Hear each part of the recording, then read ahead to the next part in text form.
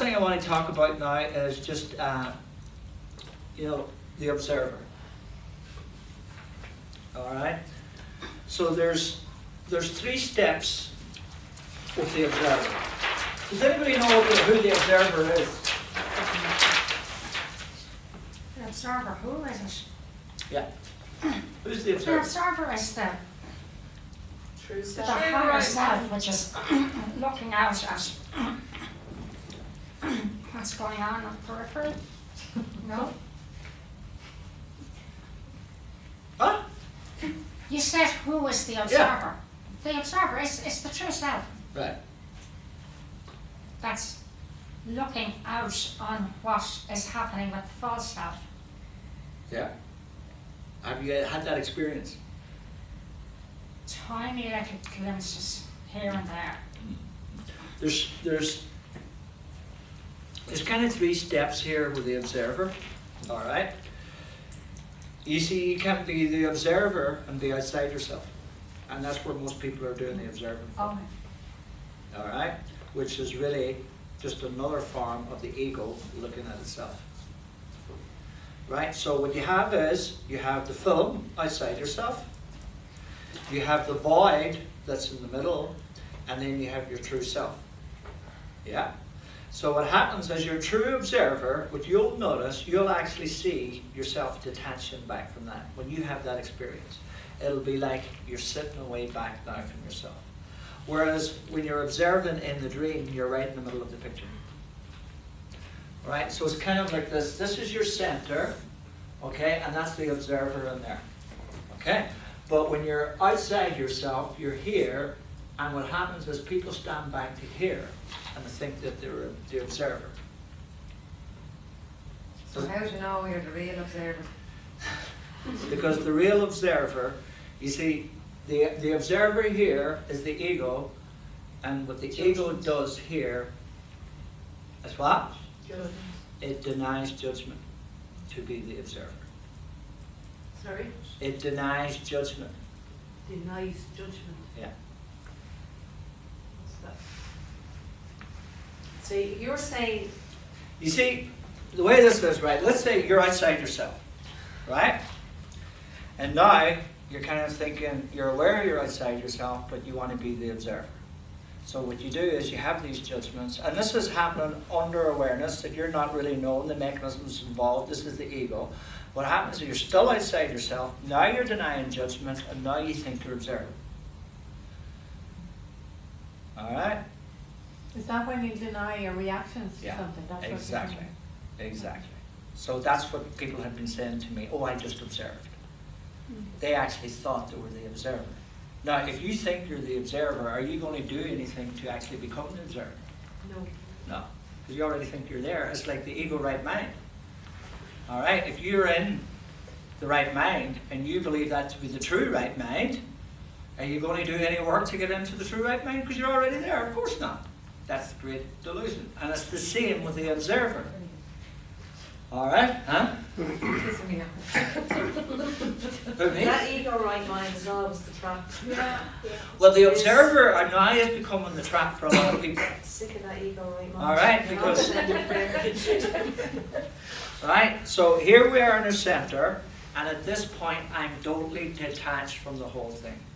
I have no interest in picking a side.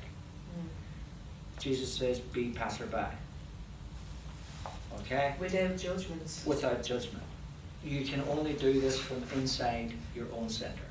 so if you're inside your center, the observer is inside your center. So what are you looking at? You're just looking at the whole picture. You just see everything now as like a movie screen on a reel. What you're looking at is what is. And is the observer observing the observer? Right. Let's And say do that. I'm here. let's say for a moment, right, that everything up here now, right, is in the dream. It's in the world. All right? When you're not the observer, you're in it. Yeah. Okay? When you're the observer of it, you're standing back. You're not attached to it. But you're observing from inside. Yeah, from your center. All right. Now you'll know that you're not attached to it if you look at it honestly and be honest with your reactions. Yeah, and the reactions will tell you exactly Yes, where you're at. where you're at. You see, if you're denying your reactions, you're always leaving the door up for the ego to turn around and say, oh, you're the observer. Oh, I'm the observer. And that's what everybody had done in all of this. Everybody was saying, I didn't react. And they actually said to me, oh, I was just the observer now. It was impossible that they could have been the observer. Because they were denying judgment. They were denying their reactions. So you can't be the observer without reactions, is that what you're saying?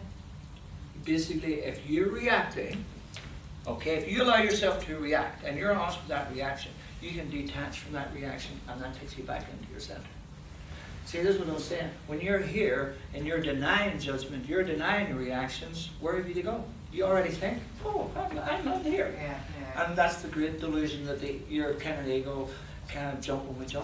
Fooled them again. Well, how do you know the difference between the observer just in the center? Because you won't pick a side. How do Remember- you stay there then? Huh? Well, very easy. You can stay there. Now, you allow your attachments to pull you out. Yeah. Okay? And the It's not. attachments will cause the reaction. Yes. Anything that you're attached to now, right, will show its face. When you're in here and there's something outside yourself, you don't have to go looking, hey, it will find you, because that attachment is designed to bring you out of your center. And the way you're going to spot this is anything that makes you angry or depressed, irritated or annoyed, anything like that there, you're attached to. So now what you do is, let's say you're in your center, and everything we're attached to is kind of like there's an energy to it. So let's say I was attached to you, Carl, right? And that attachment, whether it's special love or special hate, it doesn't matter. Both are the same. Is that right?